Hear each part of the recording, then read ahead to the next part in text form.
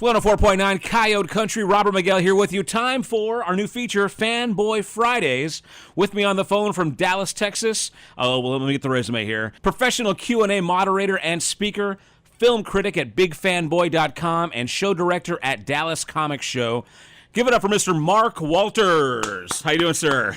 It's been too long. It's been a long time, man. Worked together back at, 93.3 The Bone in Dallas, 2007-ish? Yeah, we used to have some really fun early morning chats, and I missed those. They were great. Yeah, it's great times, and we did, a couple of comic shows we hooked up at, but you are the man that knows his stuff, all things sci-fi, comic, pop culture in general, and of course the main man at BigFanboy.com.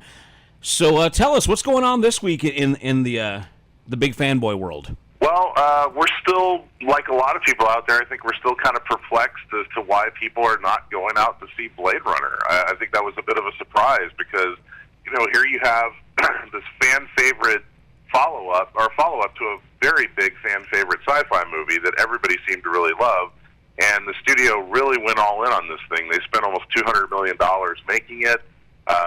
They put a lot of advertising dollars into it, and it just kind of seemed to... I don't know. It just seemed to land with a thud in theaters over the weekend, and I'm not really sure why that is, other than the fact that, first of all, it is a long movie. It's almost 3 hours long, yeah. So I think that's a deterrent. But Ryan Gosling is the star. You would think Ryan Gosling, hot young heartthrob. Everybody seems to like the guy. He's dreamy, coming off of La La Land. You would think that would be successful. Harrison Ford, obviously, he's kind of returning to all these franchises that he made famous. So it's a little surprising that people aren't going to see it more, but I'm hoping that maybe that will change. I'm hoping the good word of mouth and the good reviews will encourage people to make the effort to go check it out. Now, you mentioned the long running time, which I think is a bit of a turnoff, and as a parent, I know that getting a babysitter for a movie is hard, but getting a babysitter for a movie that's almost 3 hours long is even harder. Plus you've got less screening times. When a movie's almost 3 hours, you have less opportunities per theater to actually show it, which I think might have been. I think that's definitely a big problem, and I think you actually nailed something there about the whole thing with the parents, because you're right. When you have to go out for an evening and watch a movie, there's a reason why Hollywood specifically tells filmmakers to try to make films 97 minutes long. You'll notice so many movies run like 97 minutes long. Mm-hmm. That's actually a strategic thing. Like, they do that because they know that at 97 minutes they can play it so many times per day. They can make more money that way. So anytime a movie comes along that is like this, where it's particularly long running time, something like The Revenant or something like that runs like 3 hours, the studios just cringe because they know that, okay, well, this means that, we can only show it X amount of times per day. The chances of people seeing it are slimmer. But I think there's something other than that going on there, because, I talked to friends of mine that went to see it opening night, mm-hmm. and, one of my buddies was saying, yeah, I was one of maybe 40 people in the theater on opening night. And I thought, yeah, that's weird. There's something going on where people are just sort of avoiding it, and I'm not really sure why that is. Well, correct me if I'm wrong, but the original Blade Runner, it really wasn't a huge blockbuster smash, right? It was more of a cult thing that kind of grew over time, right? Absolutely, and I think that's also part of this, is that people kind of forget sometimes that, Blade Runner, as much as sci-fi fans love it, and as well-known and respected as it is in the sci-fi community, just from a general audience perspective, there's still a ton of people out there that haven't seen Blade Runner. They have no idea. 10 people randomly off the street and ask them, hey, have you seen Star Wars? Eight out of 10 of those people are going to say yes. If you ask the same question, if you ask those same people, have you seen Blade Runner, their response is probably going to be, maybe 2 or 3 have seen it. So you got to remember, this is a franchise that, this is not Star Wars. So this is not something that's as marketable or as easy to sell for a studio as like a giant franchise, like, something Lucasfilm would have put out. And I think that's one of the factors that plays into it too. And maybe the studio forgot that. Maybe the studio just assumed that, well, this has such a great cult following and all the people in the sci-fi community love it, so it's a guaranteed hit.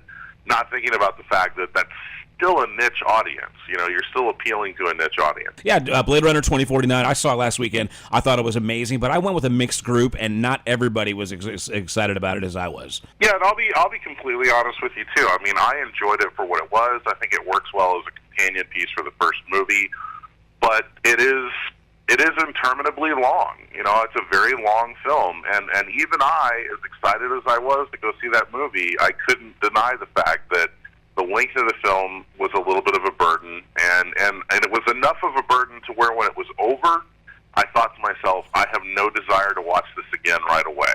And that, to me, is a bit of a deterrent, because there's certain films that you go see and you love it, and you're like, man, I want to watch that again right now. No, when this was just not one of those movies, unfortunately. When The Force Awakens came out, remember? I mean, I think I saw that like 3-4 times that week alone, and Blade Runner 2049 is not one I would ever be willing to do that for, so that does say something. Right, yeah. Force Awakens was the kind of movie you wanted to get back in line the second you walked out, and this just does not have that same kind of appeal.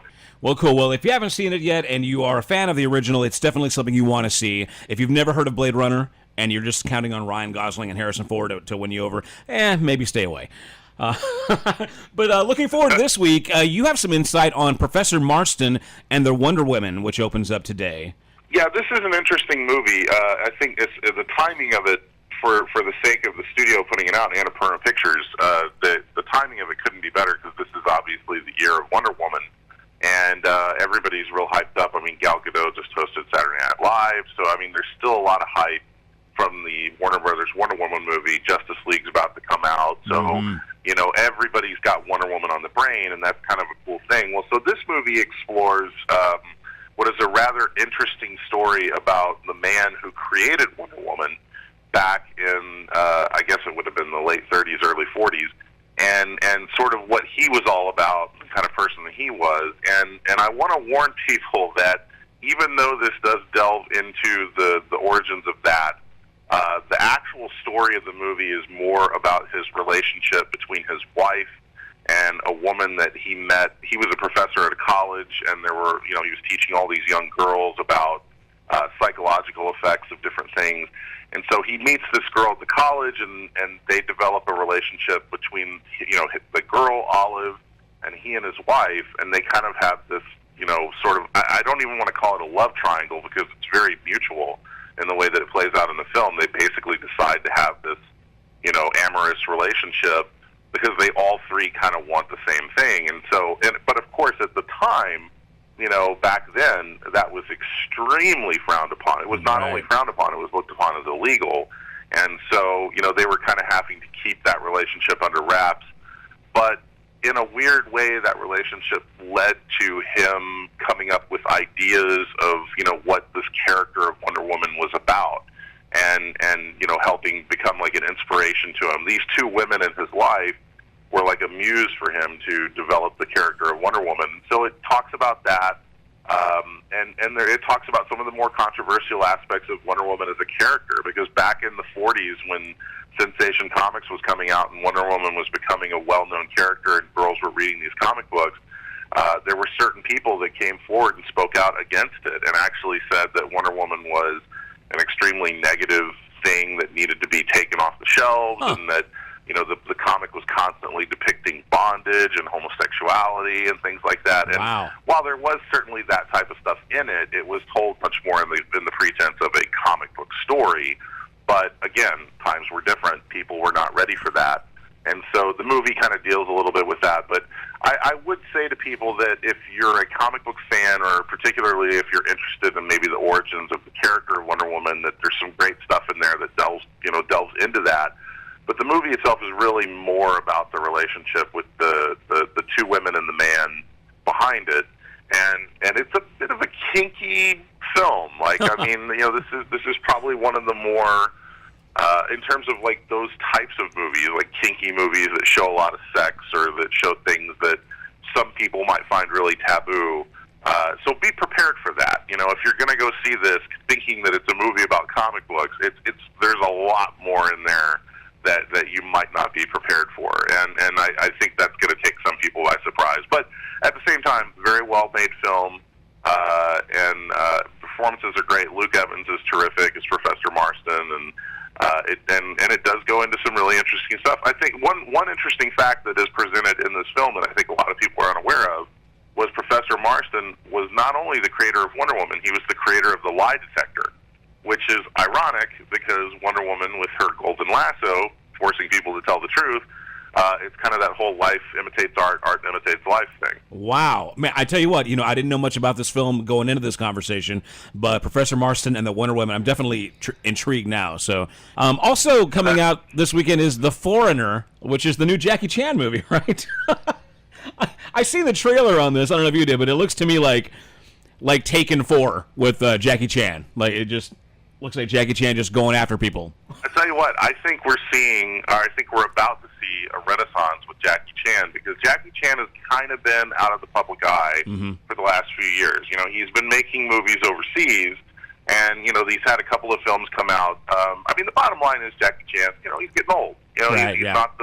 He's not able to do a lot of the same stuff that he used to do, but I think maybe now he's kind of found that groove of what to do, and that is to basically become, that sort of Liam Neeson Taken archetype, where it's like, okay, I'm older now, but I can still punch and kick and do stuff, maybe just not to the same degree of what I used to do, but I could still, compared to other guys my age, still look like a badass. Right. So be the impressive old man. Very cool. This movie actually looks really interesting. I love the idea of pairing him with Pierce Brosnan, who's one of my favorite actors. I love him too. Great.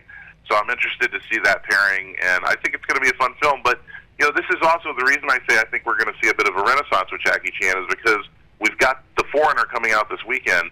They've just talked about this week how Rush Hour 4 is actually in production, that they're going to put out Rush Hour 4. So that's probably not far away. So we may actually see over the next year or so a lot of Jackie Chan kind of coming back on the big screen. There was talk about a Shanghai Noon, like them doing a third movie. Wow. So we may be seeing more Jackie Chan than we ever thought in the next year or so. And I got to tell you, man, I love Jackie Chan. I'm ready for it. No, I took my kid to see Lego Ninjago, and, of course, he's in that. And I was like, oh, look, Jackie Chan, back at it. Very cool. So, yeah, it is good to see him out there again. Excellent. Yep. Then also we've got Happy Death Day opening up this weekend as well. Now that one looks kind of cool. What we're talking about, like kind of like a Groundhog Day-esque storyline, because it's about a girl who wakes up, kind of goes through her day, ends up getting killed by a murderer, some sort of Jason type of murderer. I mean, we don't really know. We don't know the circumstances of what this guy's doing. He may just be some crazy serial killer. And then once she dies, she wakes up again and relives the same day. Does it all over. Very much like Groundhog Day. The only difference is she's trying to figure out who it is that killed her, and I'm assuming why.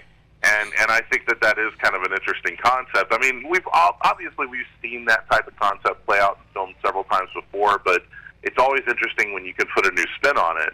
And I think especially with the horror genre, we've kind of run out of ideas to really play up with the horror genre. So when you do something like this that puts a fun spin on it, makes it interesting and cool, I think it'll be a fun time. And I really do predict that this is probably going to be a hit, because it has all the ingredients of, one of the things I love about it, from what I can tell from the trailers, I haven't had a chance to see it yet, but it looks like the girl herself is just kind of this bitchy, spoiled girl. So it's like the hero of the story isn't even a hero. Like, she's actually kind of this very flawed character.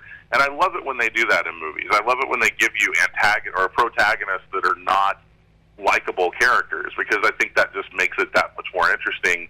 You're not necessarily rooting for them. It's more about, you just want to find out what's going on like they do. And it gives them an opportunity to evolve and maybe become a likable character, kind of like the Groundhog Day character as well. So, yeah, I think it's promising. I saw the trailer, and horror is not my genre at all. But when I was done watching the trailer, I was like, dude, I kind of want to see that. So good job on that. Do we want to talk about the Star Wars trailer? Yes, we have to talk about the new Star Wars trailer. Oh, my goodness. Mind blown, right? Just to hear what you thought about that. Well, you know what? I've only watched it twice, but, man, I just thought it just kind of goes everywhere. And okay, so the main thing that I picked up on is it looks as though, by the trailer, that Kylo Ren is going to kill Leia, like in the story. Is that what you picked up on? Well, I'll tell you something.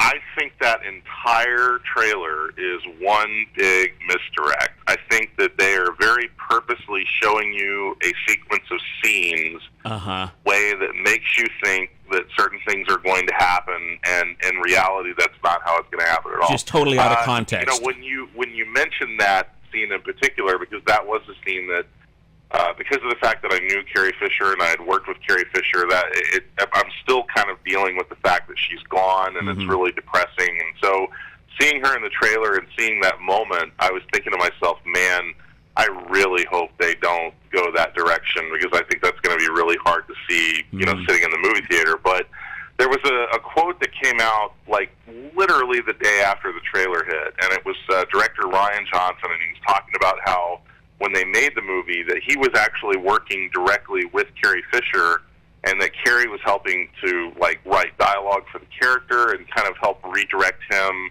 on, you know, certain ideas and things to do with the character. And one of the things that he mentioned that I thought was great was he said that the way that this character's story arc ends in The Last Jedi, that it was a very fitting and honoring tribute to the character of Leia, and that all the girls that grew up loving that character would be very satisfied with how that wrapped up. And I thought to myself, okay, if that's true, if what he's saying is true, then she's not going to get blown out of the sky by a TIE fighter blast. Okay. I mean, that's just not, that can't possibly be the end of that character. That's definitely not the way. Be kind of a weak ending. That's not the way we want to see it go. So I'm hoping that what we saw in the trailer was more of a misdirect, and it was just there to build tension. You know, there's a couple other scenes that happen in the trailer that would lead you to believe that certain things are going to play out a certain way, and I also think that those might be misdirects. But what I'm most fascinated to find out about, and I'm very curious about, is what they're going to do with Luke as a character, because Luke, obviously, when I was a kid, he was my favorite character in the movies. I mean, we all loved Han Solo, but, you know, Luke Skywalker, I mean, he was just the coolest guy there. And so I'm very fascinated to see where that character goes, considering we haven't really seen or heard anything from that character since 1983. You know, I want to see what kind of character arc he's going to have. And I think that's probably the biggest mystery of the film right now. We've certainly seen some visuals that would lead you to believe that maybe Luke goes a little dark in this movie. You know what? So it'll be interesting to see what happens with that. And but I'm not trusting anything that the trailer showed us in terms of, like, I don't trust that any of those storylines are going to play out exactly the way they showed us. I think that there's certain misdirects and ambiguity in that trailer, and people may be reading a little too much into what they're seeing. Well, it certainly ain't your first rodeo, so yeah, I can trust your judgment on that. I do have one question, though, about the title. Who do you think the reference, The Last Jedi, who are we talking about? Is it Luke? I mean, is it Rey? Actually, Ryan Johnson's actually answered that question multiple times. He has said it is Luke. Okay. So again, that in and of itself kind of begs a question. So if Luke is the last Jedi, what is Rey? You know? So that's a very good question. Like, you know, I mean, because I think a lot of people have wondered that. And when he initially answered that question and said the last Jedi is Luke, I kind of thought, like a lot of people, okay, well, that makes sense. But then the more I thought about it, I thought, well, now wait a minute. Yeah. If he's the last Jedi, then what does that make Rey? Yeah, what's she training to do? What's she going to become? Yeah, so see, so we may be in for some interesting surprises in that movie. You know, I hate to think that a character like Rey may turn to the dark side or something, but maybe she's not what we thought she was. Well, the new trailer is out now. Everybody's watching it. If you haven't seen it yet, please go watch that now. Star Wars: The Last Jedi, what comes out December... Watch it on BigFanboy.com. Oh, yeah, BigFanboy.com. Go check it out there. And in theaters December 15th, but I believe pre-sale tickets are already on sale pretty much everywhere, so gotta get those. Well, Mark, thank you so much for checking in with us, man. It's been an honor and pleasure, and I love hearing you go, man. It's very cool. Go check out Mark Walters from BigFanboy.com. Again, he is a professional Q&A moderator and speaker, film critic at BigFanboy.com, and the show director at the Dallas Comic Show. Thank you so much, Mark, for checking in with us, man. Thanks, Robert. It's always a pleasure. We'll see you next time, buddy. Thanks so much. All right, buddy. It's 104.9 Coyote.